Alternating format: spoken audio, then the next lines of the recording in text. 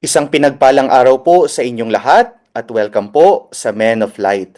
Tayo po ay nasa ikaapat na linggo na ng Kwaresma at ang asting episode ngayon ay pinamagatang Tahanan. Alam niyo po maraming beses ko nang naibahagi ito lalo na sa aking mga homilies. Bilang isang batang pari, isa po sa mga habilin ng mga nakakatandang pari na hinding-hindi ko makakalimutan ay yung habi nila, Among, I advise you to go home as much as you can, especially if your schedule permits.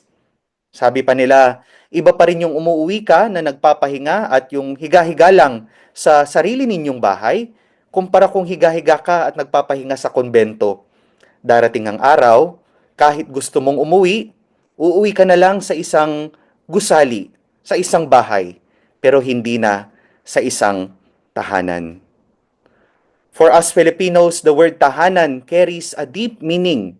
It is not just a house or a building, but it is a place where we tumatahan, where we find comfort, peace, and belonging. Sa buhay po, siguro marami tayong mga lugar or mga activities that we consider as sources of rest. Yet, we still find ourselves restless. True rest comes only when we return to our real tahanan, a place where we truly belong. At ngayon pong fourth Sunday of Lent, ang ating pong ebanghelyo presents to us the well-known parable of the prodigal son. Ipinapahayag po ng ating ebanghelyo that our ultimate tahanan is God, the true source of belonging. Sa ating pong ebanghelyo, maririnig natin ang journey ng nakababatang kapatid. His departure from home, his longing for a tahanan, and ultimately, his return to his true tahanan. This journey reflects our own experiences. Ito rin ay kwento natin sa buhay. At para po sa episode na ito, I invite you to reflect on this journey as we explore its 3 stages. And to guide us, we will use the framework of Father Richard Rohr in his book, Falling Upward.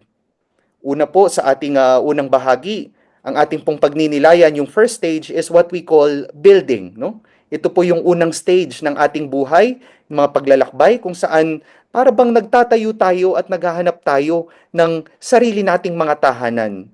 The second stage in our ikalawang bahagi ng ating pagninilay is the stage what we call breaking, no? The breaking stage.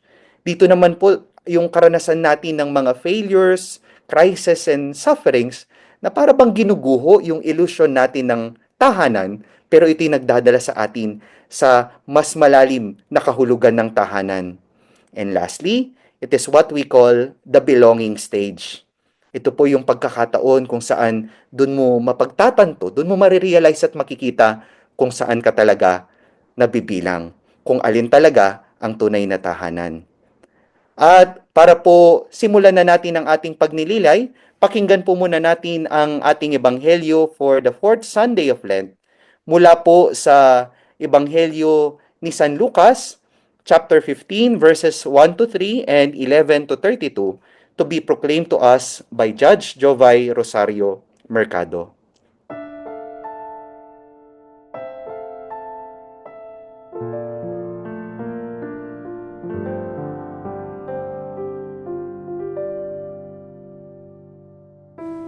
Pagbasa mula sa Ebanghelyo ayon kay San Lucas. Noong panahong iyon, ang mga publikano at ang mga makasalanan ay nagsisilapit upang makinig kay Jesus. Nagbulong-bulungan ang mga Pariseo at ang mga eskriba. Ang sabi nila, ang taong ito'y nakikisalamuha sa mga makasalanan at nakikisalo sa kanila. Kaya't sinabi sa kanila ni Jesus ang talinhagang ito. Isang tao ang may 2 anak na lalaki.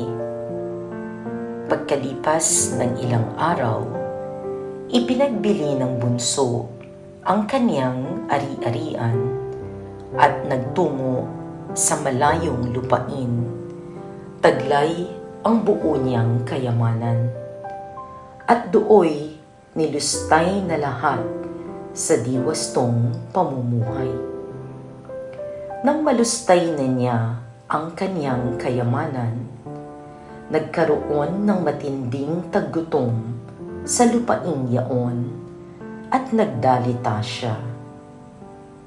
Nang mapag-isip-isip niya ang kaniyang ginawa, nasabi niya sa sarili, babalik ako sa kanya at sasabihin ko, Ama, nagkasala po ako sa Diyos at sa inyo. Hindi na po ako karapat-dapat na tawagin ninyong anak. Ibilang na lamang ninyo akong isa sa inyong mga alila. At tumindig siya at pumaroon sa kaniyang ama.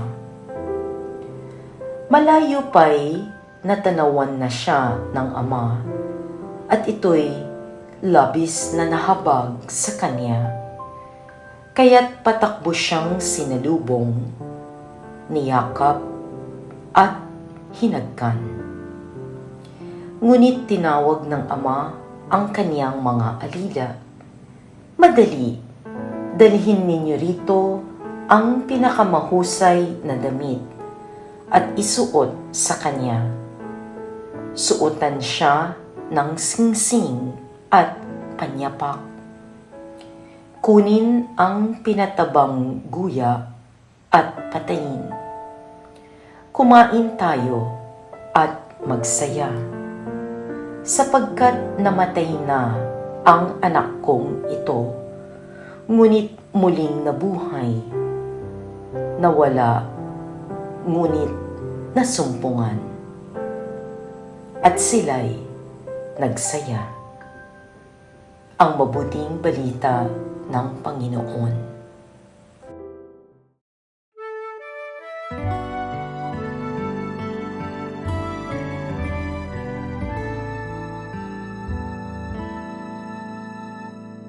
At tayo po'y nagbabalik dito sa Men of Light for the 4th Sunday of Lent. At ang ating pong episode ngayon ay pinamagatang Tahanan. Sa ating pong episode na to, makakasama niyo po kami. Ako po si Father Justin Gatus mula po sa Social Action Center of Pampanga. Jovay Rosario Mercado po, taga Guagua po.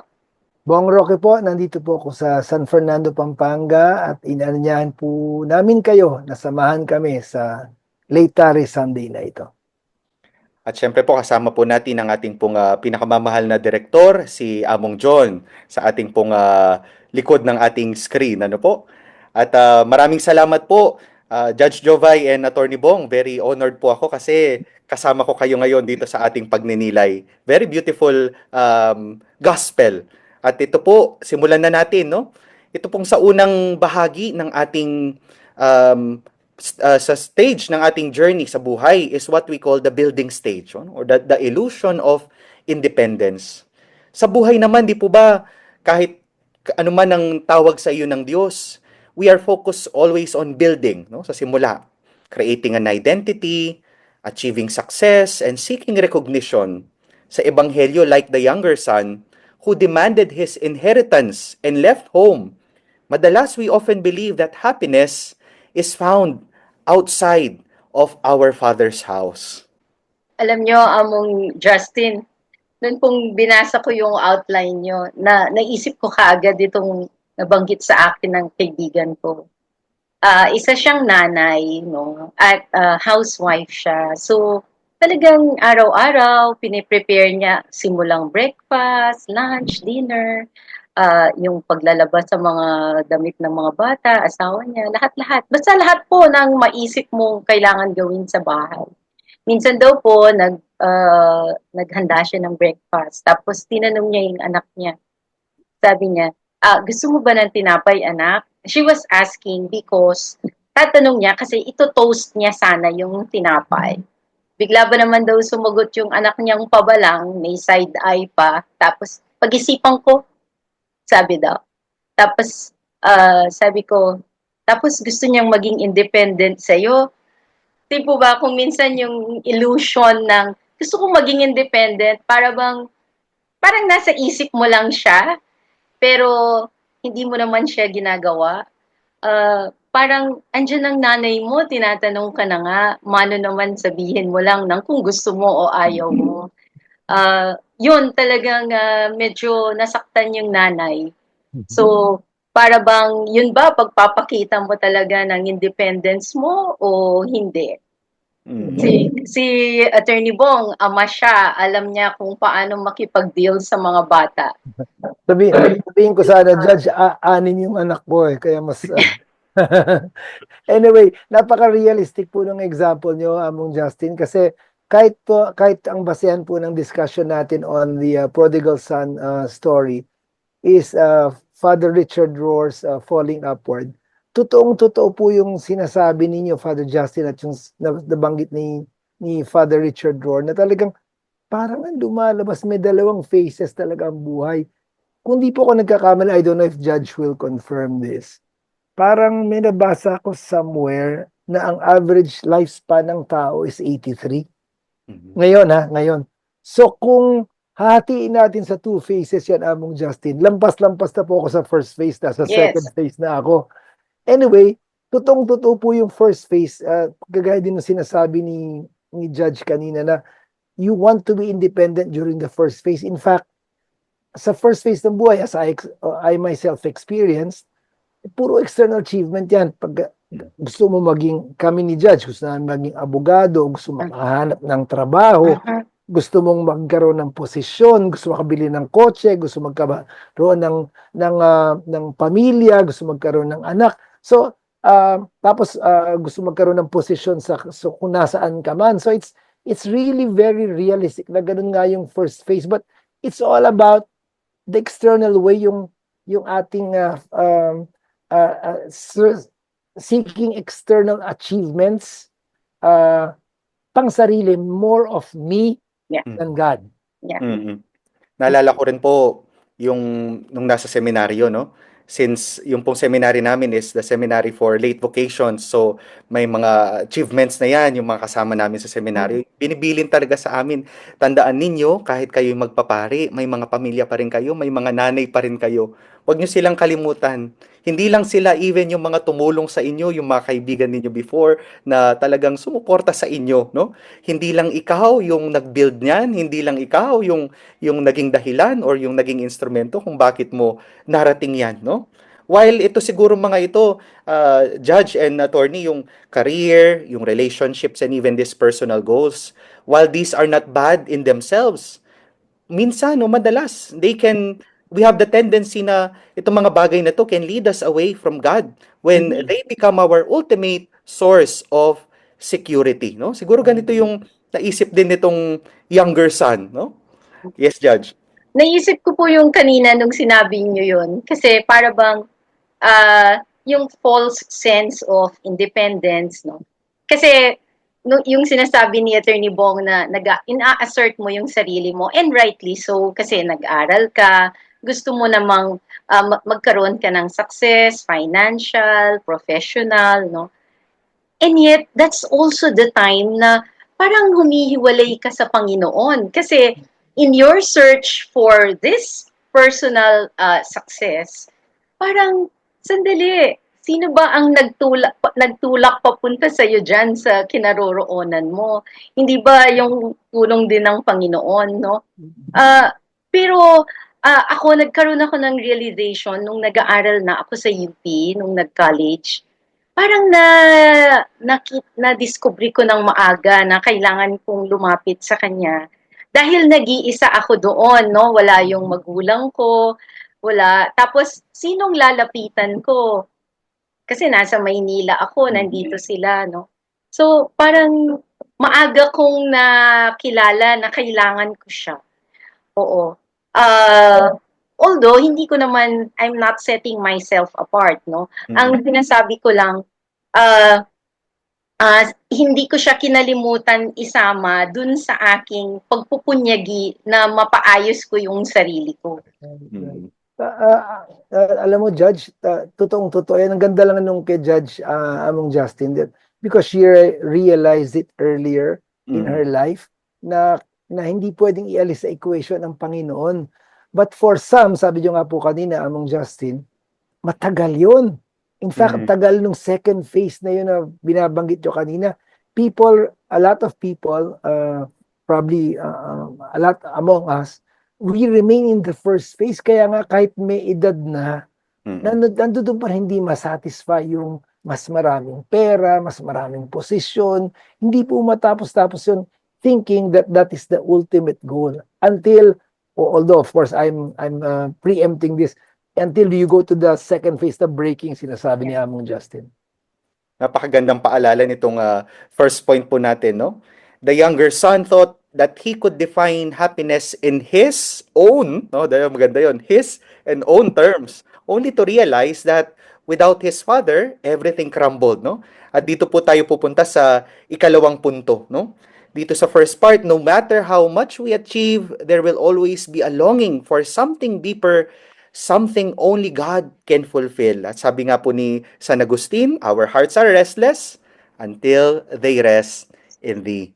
Magbabalik pa po ang Men of Light. Please stay with us.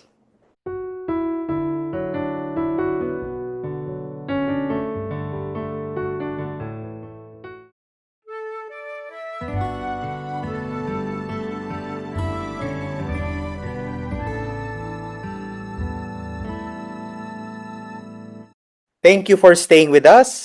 Tayo po'y nagbabalik dito sa Men of Light for the fourth Sunday of Lent. Ng ating episode ay pinamagatang Tahanan. Kasama pa rin po si Among Justin, si Judge Jovay at si Attorney Bong. At nasa ikalawang bahagi na po tayo ngayon.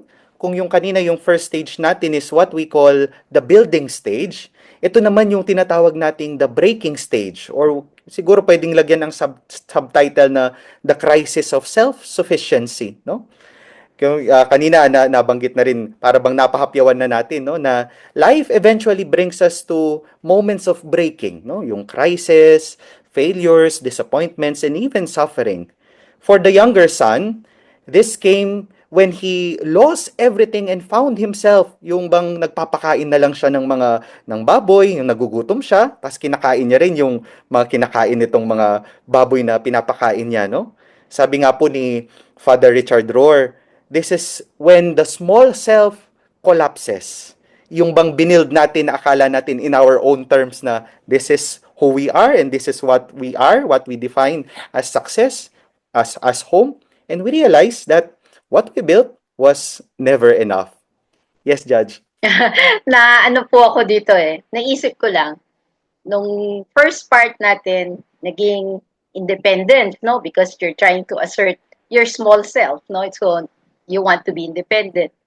Pero pumunta ka dun sa breaking, naging, for me, it became interdependence. Kasi now you know you cannot be independent, but you need others, no? Para bang kung simplihan mo siya sa buhay, yung example ko kanina, nanay, daughter, tapos nag-asawa si daughter, nagkaroon siya ng anak. All of a sudden, kailangan niya si nanay kasi si nanay tutulong siyang mag-alaga ng bata kasi nagtatrabaho siya. Tutulong siyang magluto, maglinis sa bahay. Then you realize, what was it for in the first place?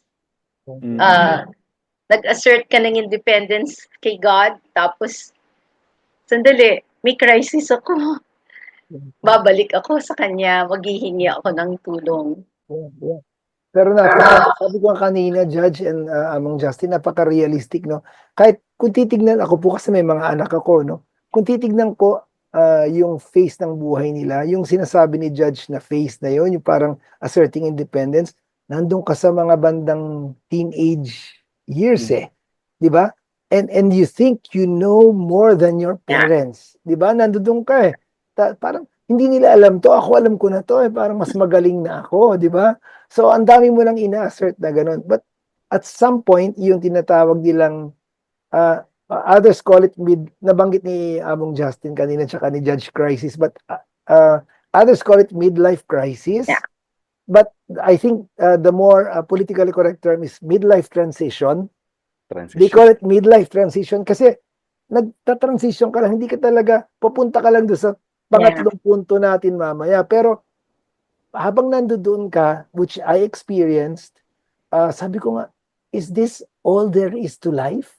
Kahit po sa spiritual life. Yeah. At eto na lang ba, magsisimba na lang ba ako? Parang every Sunday, Sunday, tapos paano yung everyday ko? Parang ganun. So, nandoon ka sa punto na you know that there's something more, not necessarily a point of breaking, hindi yung masakit, Opo. pero nandoon ka sa transition phase na yon.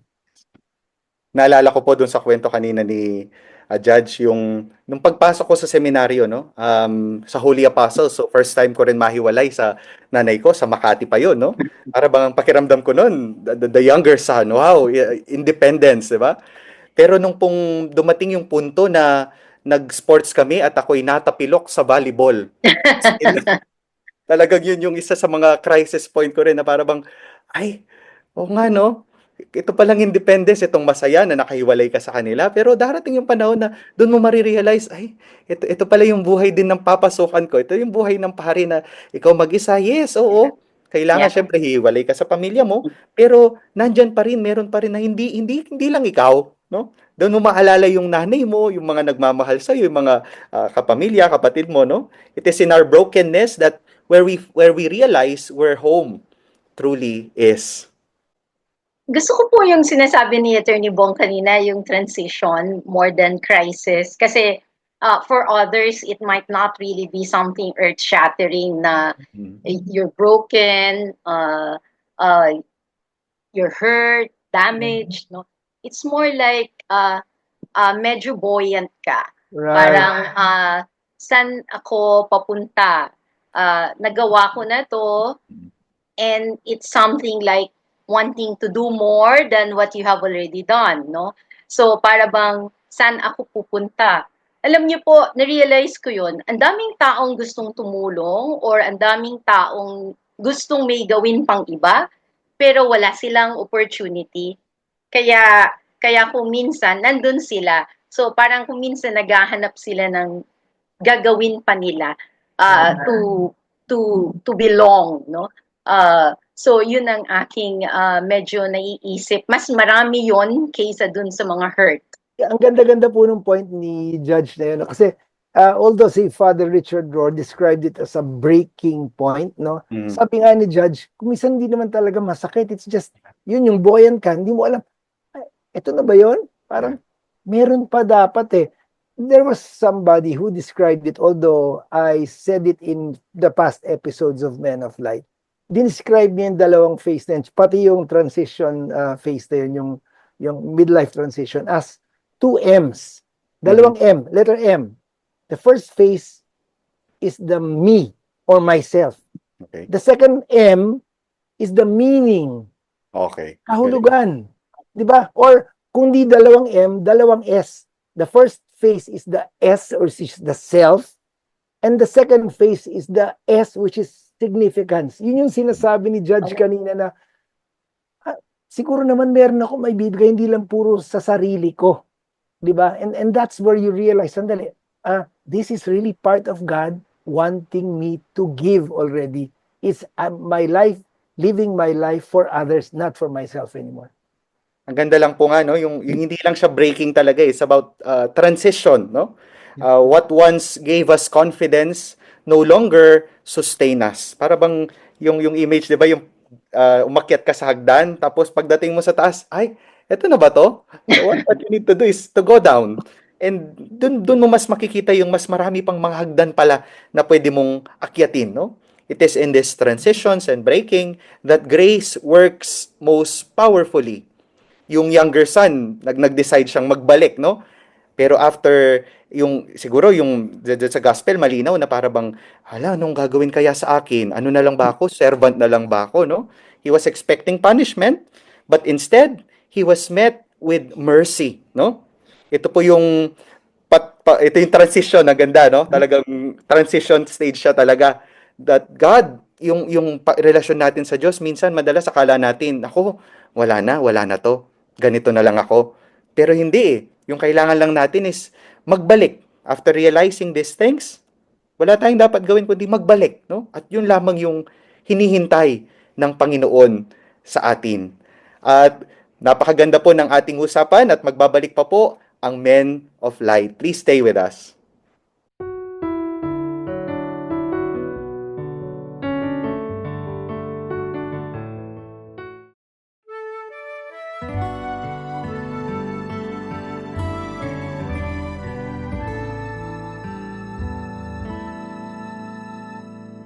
At tayo po'y nagbabalik dito sa Men of Light sa ating pong episode na pinamagatang Tahanan.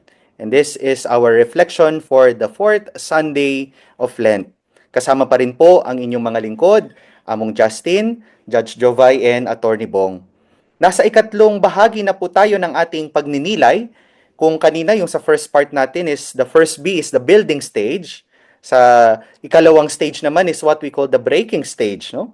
And ito naman sa ikatlong punto, nandito na tayo sa tinatawag nating the third B, the belonging stage. Coming home sa tunay nating tahanan to God's love, no? This is the stage when we stop striving and finally surrender to God's love. Ito yung karanasan nitong younger son, no? It is his experience when his father embraces him. Hindi lamang basta-basta in-embrace, kundi he restored him and celebrates his return, no? Sabi ni Father Richard Rohr, this is the stage where we discover our true self, our deepest identity as beloved children of God. Parang napaka-blessed po natin kung makarating tayo sa stage na to, no? Kasi naiisip ko, ano yung home, tahanan? Sabi natin, sa law nga, meron po kaming definition ni Attorney Bong, no? Kasi sa legal, ang domicile is different from residence, no? Yung domicile is your permanent home, while residence is your temporary home. Pero sa Panginoon, iisa lang dahil ang Panginoon ang tahanan natin. Which brings me back to a song by Elvis Presley. Alam ko, lumang-luma na po ito, pero meron po siyang kanta na ang title ay Home is Where the Heart Is. No? Tapos, naisip ko tuloy yung sinabi nyo kaninang first gap among na sinabi po ni Saint Augustine, our hearts are restless until they rest in you, sa Panginoon. So, talagang ang tahanan natin ay nasa puso at ang puso ay ang Panginoon. No? Natutuwa po ako na maisip na sabi, home is where the heart is. Tapos, and my heart is anywhere you are. Anywhere you are is home. So, parang ang ganda, ang tingin mo ang Panginoon ay inyong tahanan. Ganda. That's hindi ko alam, Judge, na Elvis Presley pala yun. Hindi ko alam na Elvis Presley pala yun. Yung Home is Where the Heart Is. I think if I'm not mistaken, it was released sometime in 1962. Hindi pa ako sinilang. Kasi kaya ako sinasabi ni Judge na Elvis Presley pa rin. Kasi ang dami ng songs na, pop songs na sumunod na ganun yung tema. You're my home, home is where the heart is, etc., etc. Pero it's so nice, Judge, that you pointed it out. Kasi talagang yung babalikan ko yung first phase, Among Justin, talagang you long for people's approval, validation, only to find out in this belonging stage na all along you have been loved by God and you are still loved by God, and you don't have to seek your identity, in other words, in others, because your identity is already rooted in God. Mahal ka na ng Diyos even before you knew it. Sabi nga ni Judge, napaka-blessed mo kung ma-realize mo itong puntong ito na mahal ka pa talaga ng Diyos. And you don't have to seek positions, validations elsewhere. Sa Diyos lang, kumpleto ka na. Yun nga pong isang reflection din dito na yung pag-uwi, the act of the younger son returning home, Yung bang yung nagpa-practice pa lang siya pero itong tatay tumakbo na from Totoo. sa bahay, inihintay niya, inaabangan Mhm. niya, tumakbo siya kasi nga parang yung pagka daw pumunta itong younger son bumalik sa bahay, may tendency na itong mga kapitbahay niya babatuhin siya kaya bubugbugin siya kasi nga Right. ay bastos itong batang ito para bang pinatay na rin ng tatay niya nung hiningi itong mana niya. Pero Right. itong tatay mismo, siya na yung tumakbo, siya na yung yumakap, siya na yung nag-welcome dito sa anak, no? Among Yung Justin, hindi mm, lang po yun. Merong rehearsed line si younger son. Yeah, Di ba? Di ba, Judge? And yes. hindi niya naman nasabi, niyakap na siya. mm, Di ba? mm. Minahal na siya. Wala, tanggalin na natin yung rehearsed line mo na yun, pabayaan na natin. I love you as you are for who you are. Itong dito sa older son, makikita rin natin, no, na minsan makaka-relate din tayo sa kanya. Yes. Yung bang, Yes. Yes. yung the struggle of belonging, nandun ka na eh. Yeah. Akala niya, although hindi siya umalis doon sa Yeah. tahanan nila, pero his heart remained distant from his father, no? Hindi paalala ito na minsan nandyan na, pero minsan di lang natin talaga napapansin at nananamnam yung mga bagay-bagay. Kasi meron po tayong sarili nating justification sa mga bagay-bagay which is not really divine, no? Kaya kung minsan naghahanap tayo kunwari yon, sasabihin mo, kinuha na niya yung kalahati, tapos linustay niya, tapos bumalik siya, tapos nung umuwi siya, yung ama niya binigyan pa siya ng tsinelas, ng robe, pinapatay yung fattened calf. Bakit ganon? Kasi nga, we judge according to our rules, no? Or if you remember, nung lumabas yung landowner na kumukuha siya ng magtatrabaho sa kanyang vineyard, Yeah. tapos yung mga sweldo, di ba? O, last minute na, tapos binigyan din siya ng same pay. No, Yeah. you cannot use our standards Yeah. for such a teaching. Kasi Yeah. iba ang tinuturo ng Panginoon, iba yung sa atin. Correct. And Pero, if you ever reach to belonging, you will know what that means. yeah, pero meron ding linya, Judge, dun sa patapos na yung gospel, sinasabi niya, yun yung what the older son failed to see. Sabi ng father, everything I have is yours. Sabi niya, ano ka ba? Ang nakikita mo tong lit-lit na binigay ko sa kapatid mo na nakakabata, lahat naman ng meron ako, lahat ng nandito, sa'yo lahat yan eh. Hindi mo lang nakita. Napakaganda po and very rich yung ating discussion, no? Naalala ko yung quote ni Henry Nouwen, sabi niya, home is not just receiving love, but also giving love. Wow. Hindi lang tayo tagatanggap ng pagmamahal, kundi tagapagbahagi din tayo ng pagmamahal. Ito siguro yung nakalimutan ng dalawang anak, no? Na akala nila tatanggap lang sila ng pagmamahal. Nakalimutan nila, lalo na the older son, na maari din siyang magkaloob ng pagmamahal. At the end of the day, our true home is not in what we achieve, but it is in our relationship with God. Amen. Hindi na tayo minahal dahil sa ating mga accomplishments, yung mga successes natin, kundi tayo ay kanyang mahal dahil tayo ay kanya. Tayo ay kanyang mga anak. At magbabalik pa po ang Men of Light. Please stay with us.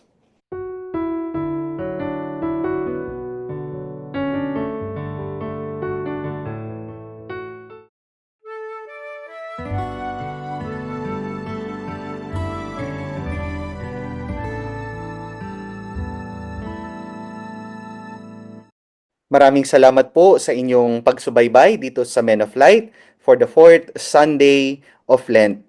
Nasa huling bahagi na po tayo ng ating episode na pinamagatang Tahanan.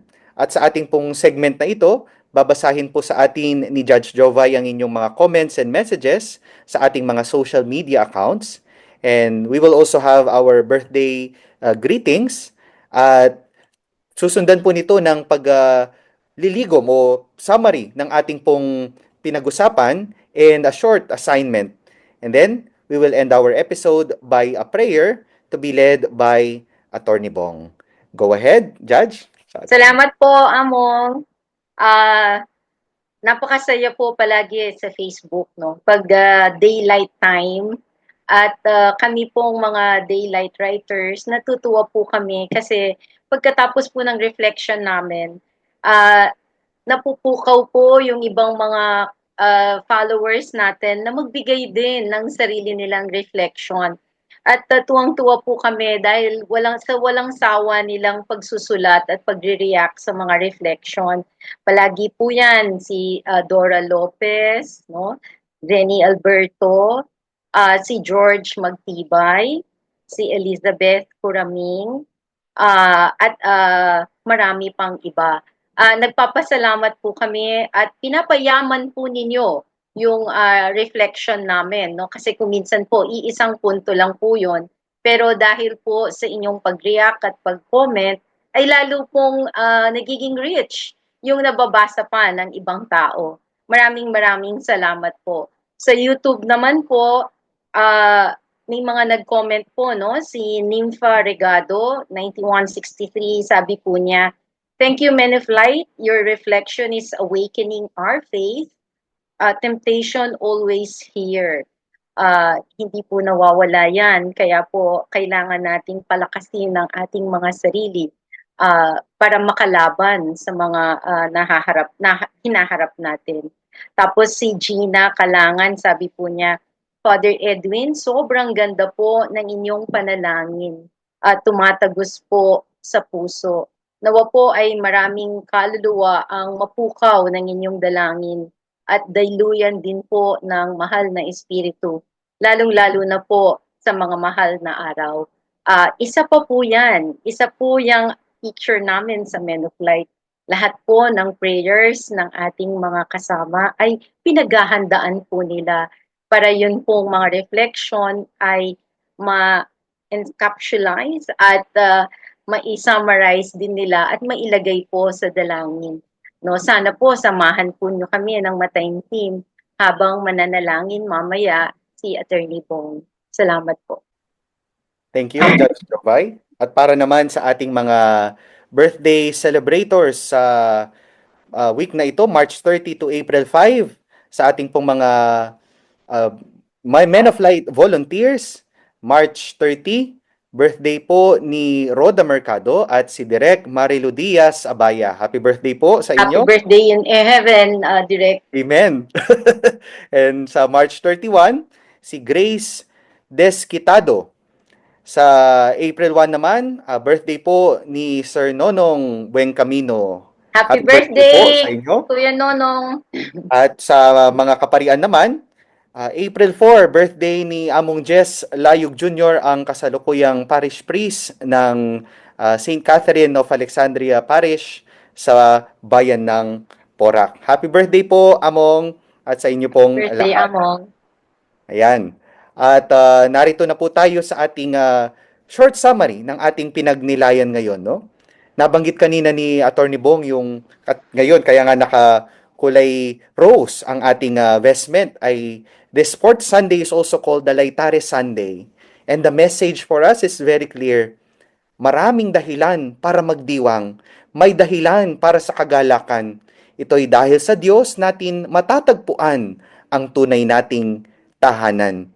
This journey of building, breaking, and belonging reminds us that our true tahanan, our true home, is not a place, but a person. It is God Himself who patiently waits for us, for our return, ready to embrace us with love and mercy. Siguro magandang paalala rin ito, no? Kung nasaan man tayo ngayon sa paglalakbay natin sa buhay, sa building, breaking, or journey, no? O by belonging, no? Pwede ka pa rin, meron ka pa rin tahanan na mababalikan at laging pwedeng uwian. At para po sa ating assignment, ngayon pong darating na ang Holy Week, maganda siguro na kaysa kung saan-saan tayo magpunta, tayo magbalik tahanan, no? Kung meron pang uuwian, grasya, umuwi tayo, no? Bumisita tayo sa ating mga karingmatuang bale, sa mga matatandang bahay, sabi nga, no? Kung wala naman, pwede yung mga kaibigan natin or yung mga kamag-anak na matagal na natin hindi napapasyalan. Pwede natin din silang tawagan, kumustahin, mag-chat, para ito'y magdala sa atin at sana sama-sama tayong makauwi sa tahanan ng Panginoon. At sana ito rin yung magandang paalala na kung maari, kung mabibigyan ng opportunity, sama-samang magsimba at magdiwang ng Easter Triduum. And now, we will end our episode with a prayer to be led by Attorney Bong. Sama-sama po tayong umuwi sa puso ng Diyos. And together, we come to Him with confidence because His is a merciful heart. In the name of the Father, and of the Son, and of the Holy Spirit. Amen. O God, my Father, there are times that I have wandered far from you, squandering the gifts you so lovingly entrusted to me. I admit that I chased after fleeting pleasures, sought my worth in the approval of the world. Yet, in the end, I found myself feeling more empty. My soul remained restless, and I had this hunger for something that this world could never satisfy. Then came the breaking. Lost and far off from you, I longed for a love that I had forsaken. It was there, in the ache of my soul, that I remembered you. My Father, after all I have done, would you still receive me? After turning away from you, would you still seek for me? Am I not too lost to be found? O God of mercy, will you still take back this prodigal child? Even as these questions leave my lips, I already see you running toward me, arms open wide, eyes filled with love, longing for my return. And before I can even utter any word, I already hear you saying, "My child, you have always been mine. To me, you have always belonged." O loving Father, this is what I have been longing for all along. Your gaze, your embrace, your tenderness, your voice assuring me that I was never beyond your love. I was never outside the reach of your unending mercy. So now I come home to you, not just to a place, but to the heart where I always belonged, to the home of your heart, my God. I once was lost, but before I could even find my way back, I was already found. It is you who found me. Loving God, I beg you, never let me be lost again. Instead, hold me close, draw me near, and keep me found, held forever in the home of your heart, where I belong and where I am made whole. Hear this prayer of my prodigal heart, for I offer it in Jesus' loving name. Amen. The Lord be with you, And with your spirit. and may Almighty and loving God bless you all, the Father, the Son, and the Holy Spirit. Amen. Napakaganda. Very beautiful. Thank you po, Attorney Bong, for that very heartfelt prayer, no? Inspired prayer. Salamat po. Maraming salamat din po, Judge Jovay, sa ating pong pagninilay ngayon. At sa inyo rin po nga nanonood at umantabay sa atin, maraming salamat po. At dito po nagtatapos ang ating episode para po sa 4th Sunday of Lent na pinamagatang tahanan. Subaybayan niyo po kaming muli sa next episode natin. Ito po si Among Justin Gatus. Ipagdasal po natin ang isa't isa. Jovay Rosario Mercado po, magsimba po tayo. Bong Roque po, be blessed and be a blessing.